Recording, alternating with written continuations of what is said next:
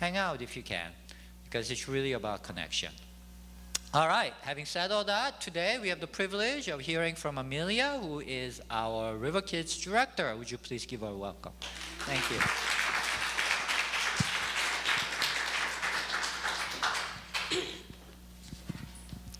Thank you, Charles. Good morning. My name is Amelia. I'm the Children's Program Director here at the River. Welcome. I'm glad that you're here with us on the third Sunday of Lent. Have you heard some of these terms? So I see some smiling face, so maybe some of you are familiar with these terms already. So, ghosting.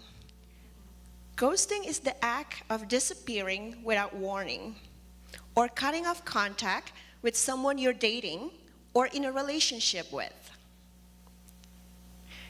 Catfishing is the act of creating a fake online identity or persona with the intention to deceive someone into forming a romantic relationship.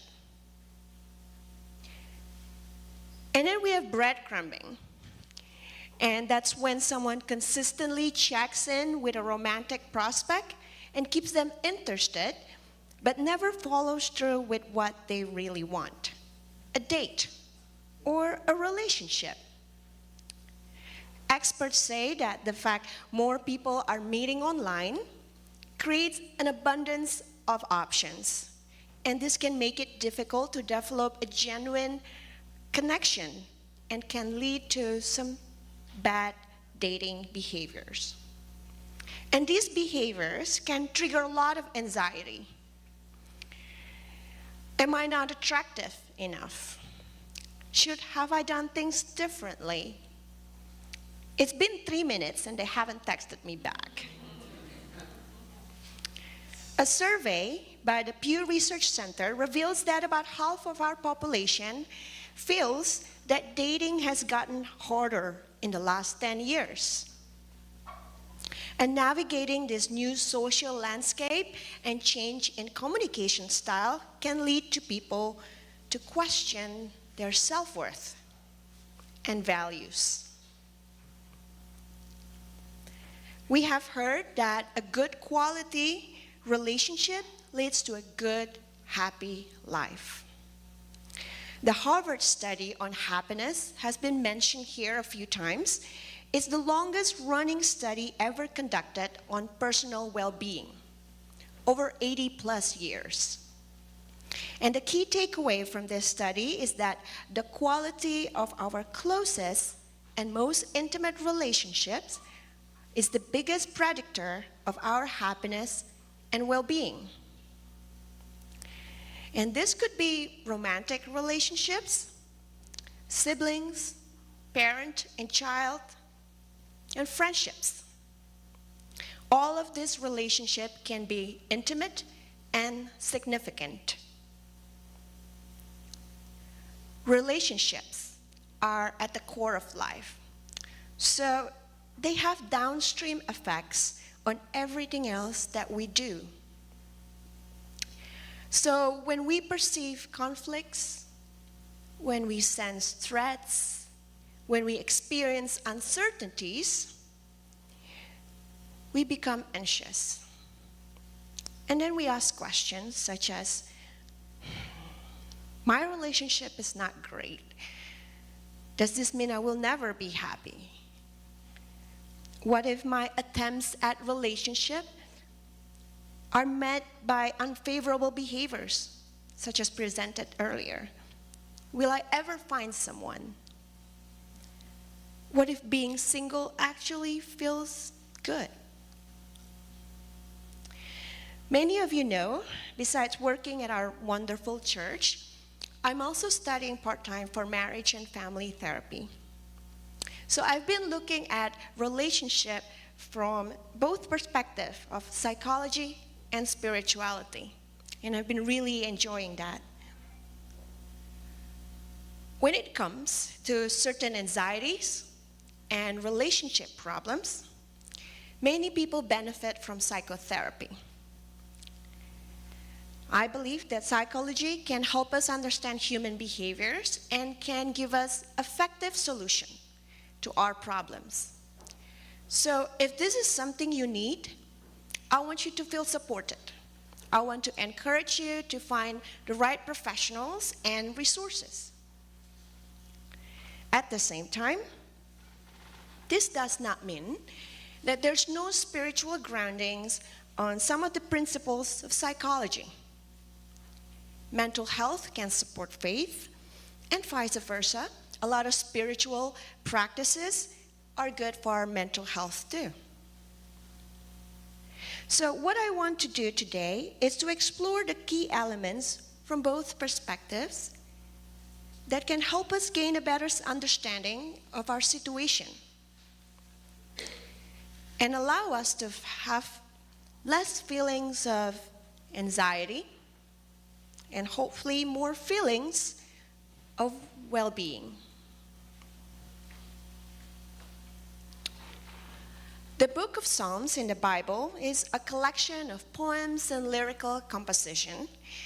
Psalms are unique because they cover a diverse range of human experiences, despite being written more than 2,000 to 3,000 years ago. Psalms continue to resonate with us in our modern lives. I know that Psalms provide comfort and encouragement for me in hard times. For example,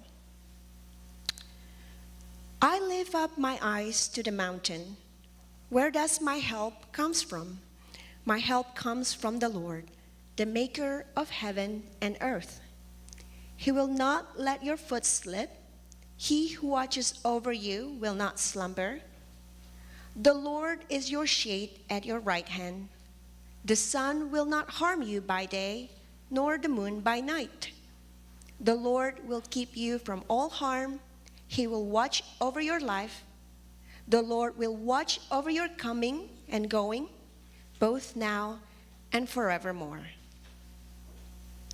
In this passage, we see the imagery of God as a dependable guardian, the ultimate source of safety and comfort.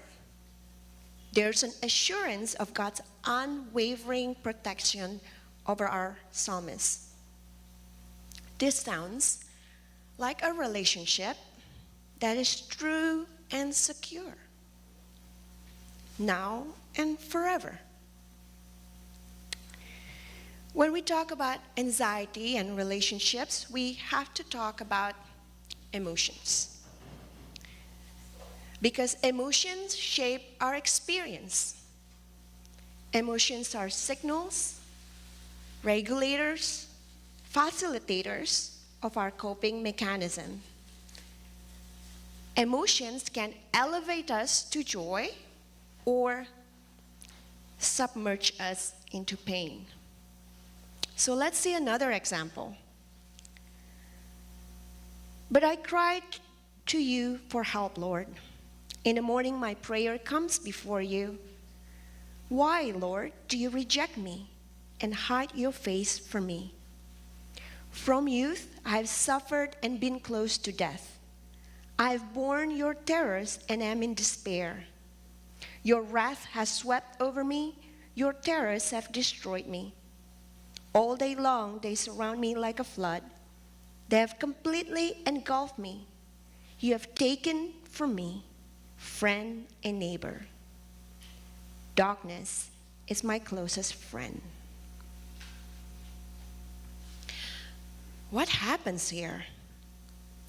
Are we still talking about the same God? Where did the comfort and assurance go? In this passage, we hear a tone of anxiety and despair. In fact, Psalm 88 as a whole is a desperate cry for help.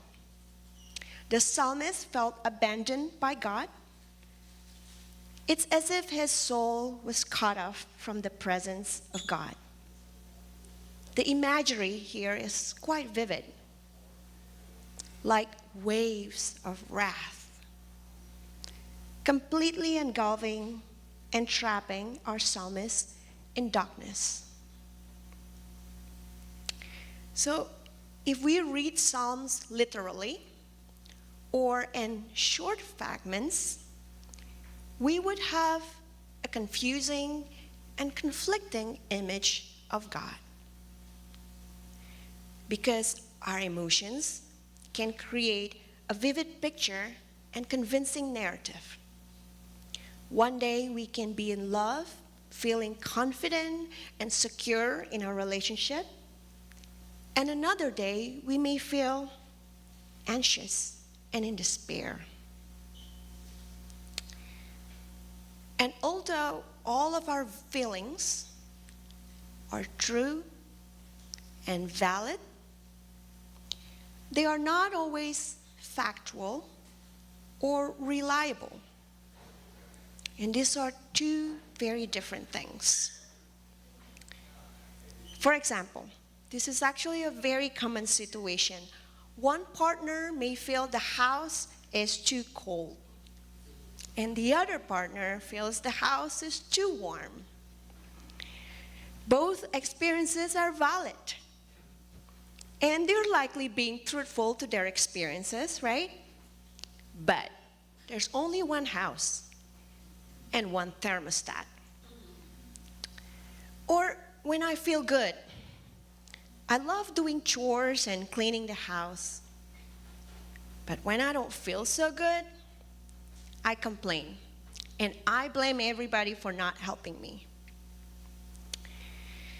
When we experience positive emotions, such as joy and gratitude, this expands our awareness, promotes creativity, and facilitates problem solving. Whereas negative emotions, such as fear, anxiety, and sadness, can narrow our attentional focus and lead to hypervigilance and defensiveness. When we have repeated experiences of stress and trauma, it can lead to structural changes in the brain and affects the way we perceive events and also behave.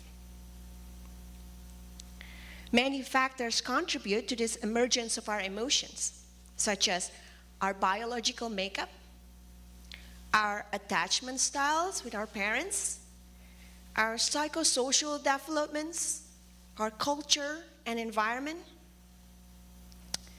And much of this is really beyond our control. By understanding the role of emotions in the relationship and observing them can help us see the bigger picture and give us valuable insights about ourselves and our relationships. And when we increase our ability to regulate our emotions, we can reduce some of our anxiety and make our way towards well-being. In the Bible, we have heard stories about when Jesus criticizes the prideful religious leaders, the Pharisees, the scribes. Jesus condemns those who exploit the vulnerable and the marginalized, and those who are self-righteous. However, Jesus never criticized us for being too emotional. Jesus, when he came to this world, he did not just embrace our physical form, but he also took on an entire bag of human emotions. He fully embraced them because emotions are how we relate with one another.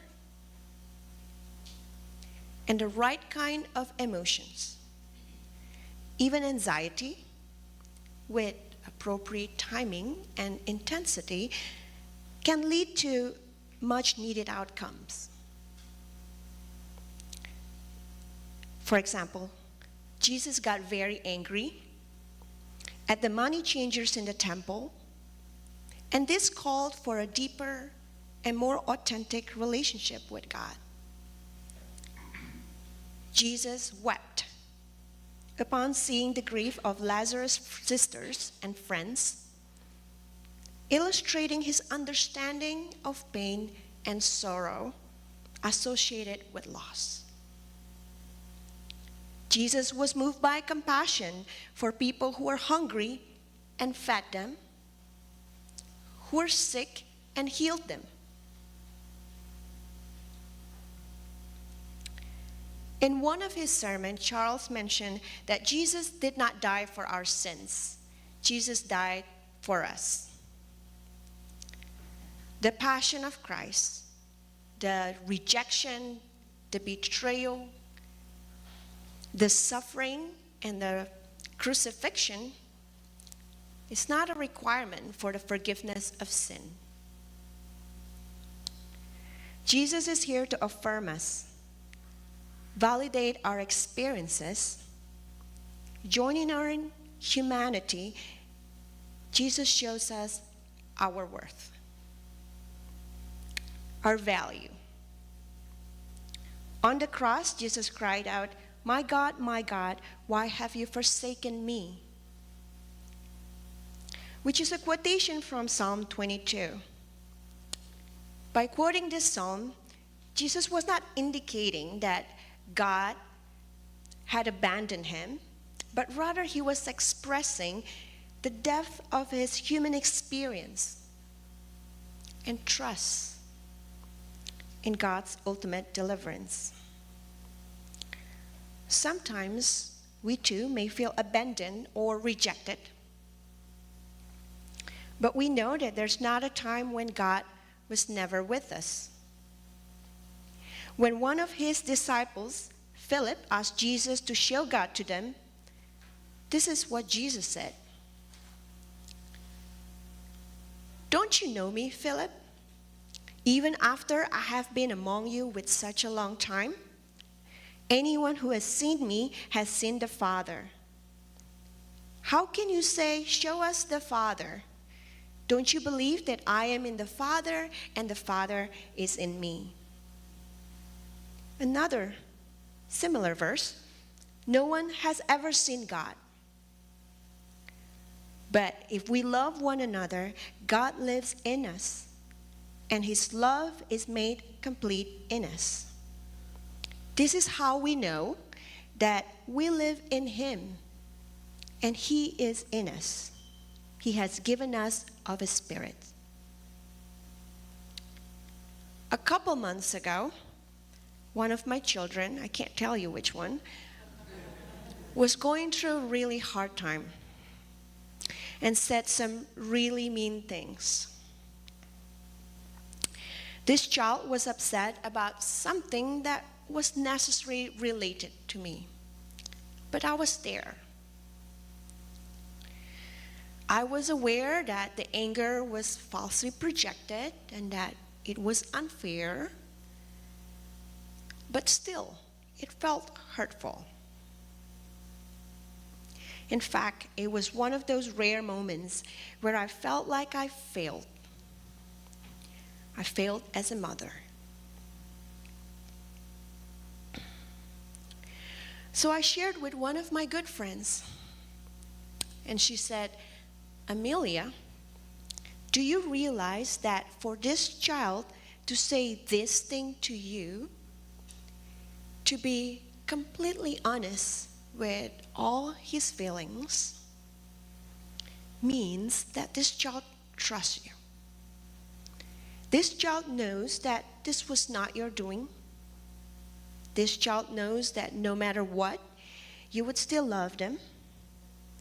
You would still be there for them tomorrow, despite what he might say today.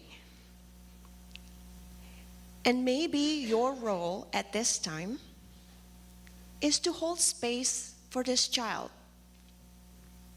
It sucks, I know. But maybe this is what this child needs from you at this time." And I thought, there's some truth to that. And yes, my friend is very wise.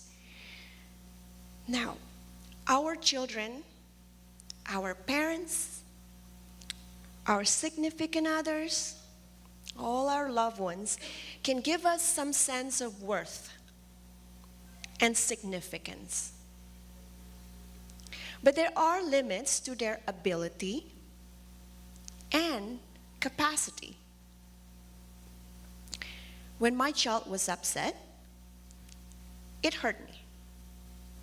It triggered my insecurities.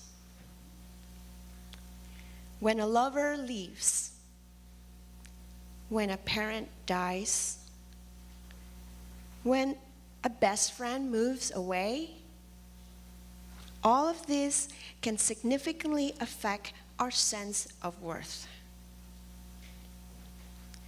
The disappointment that we feel when our dreams fall apart, the despair that creeps in when you realize your relationship is not where you want it to be, the betrayal, the rejection, the feeling of abandonment, maybe feeling being trapped, loneliness, and darkness. These are real parts of our human experience. And Jesus too. And you know, God is not offended by any of this. God makes space and holds this space for us. So when we can be vulnerable in our prayers, when we can pour out all the good and ugly things, and know that we're not being manipulated or used or judged or evaluated, but fully accepted and embraced, this is quality relationship. And through experiences like this, over time, healing may come. We may begin to feel connected again and know that we matter. Everything about us matter to God. And this is why when a relationship feels hard, a common advice is to focus on ourselves. Self-love. Probably heard this a lot. Psychology and spirituality seem to merge when it comes to this concept that a relationship with yourself is the relationship that you will always have. And it will be replicated in all other relationships. Love your neighbor as yourself. We've all heard it. In Psalms, we see a wide range of spectrums of human emotions and experiences. And like ordinary water, they come and they go. But one thing remains consistent in all of the Psalms. Whether they're experiencing joy or despair, the psalmist is never alone. Psalms always feel like a conversation between I and God. Some may call it between the false self and the true self. Cynthia Bourgeau, an Episcopal priest and writer, said, "Beginning in infancy, each of us, in response to perceived threats to our well-being, develops a false sense, a set of protective behaviors driven at root by a sense of need and lack. While the true self is not something we create, it is our deepest essence, our connection to the divine, and our source of love and wisdom, waiting to be recognized and lived into." And this is where I believe the limit of psychology lies, and the advantage of agape, or the unconditional love of God, and how agape can make a difference in the lives of those who embrace it. Agape acknowledges that there is a deeper, bigger I. The I that has always been there before we were born, before we develop our attachment styles, our protective and defensive behaviors. And we can choose to live into this I, this true self, the God in us.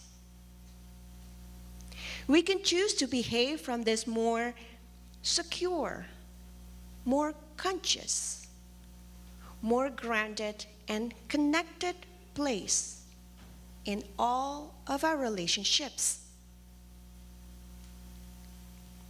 Agape moves us beyond our psychological processes and gives us roots for who we are. And who we are is beloved, unconditionally loved and worthy. Now, there are times when we may slip down back to being anxious. And this will happen more than a few times. But with agape, we can be less self-referential. We have a home base. So with agape, self-love is more than just self-care or indulging in temporary pleasures. Rather, it's about rendering grace and compassion to ourselves, especially when we feel like we failed or rejected. With agape, self-love is not about seeking outside validation or achieving perfection. Rather, it's about being content with the love that's already inside of us. And it's about a journey to continuously and consciously nurture a healthy narrative about ourselves and others. And self-love leads to two practical suggestions for today. The first one is try the spiritual practice of examine. The examine is a daily self-examination, a prayer developed by Inigo Lopez de Loyola, or better known as Saint Ignatius, the 16th century founder of the Jesuits. In the examined, we review the day, paying attention where life increased or decreased in us.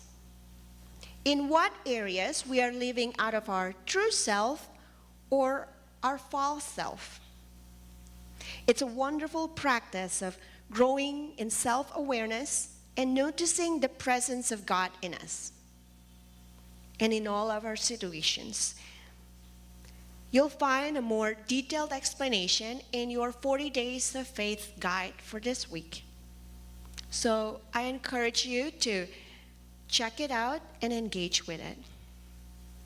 Second is change the emotions around the issue. In couples therapy, there's a therapeutic approach called the emotional focus therapy, or EFT. When we can observe emotions, we can identify the patterns that contribute to distress in our relationships. The goal of EFT is to help couples restructure and reshape their interactions with each other by changing the emotions of their interaction, so they can break free from their negative patterns and improve their relationship. But the same principle can be applied to other types of relationships, even individuals. When we can change our emotions about a situation, it can reduce our anxiety. And when we have more clarity, we will make better responses. We may not be able to control all the emotions that get triggered, but we can learn to shift through the emotion that we want to feel and detach from the unhelpful emotions. We can decide how long these emotions stay with us and what to do with them. And maybe do activities that trigger more desirable emotions too. The goal is to build constructive coping behaviors that can effectively address the underlying causes of anxiety and promote long-term emotional well-being. When it comes to personal development, things are easier said than done. I know because I'm still working with this too. But here are some questions that may help facilitate the transition. What am I feeling right now? How does this emotion affect my behavior? What the underlying needs are driving this emotion? What would I like to feel instead? What support do I need from others to navigate this emotion? Now, I cannot help you find your ideal partner if this is what you desire. I cannot help you create your ideal relationships either. But if we can practice holding space for each other, and we can learn to love better together, then all of that we do is worthwhile.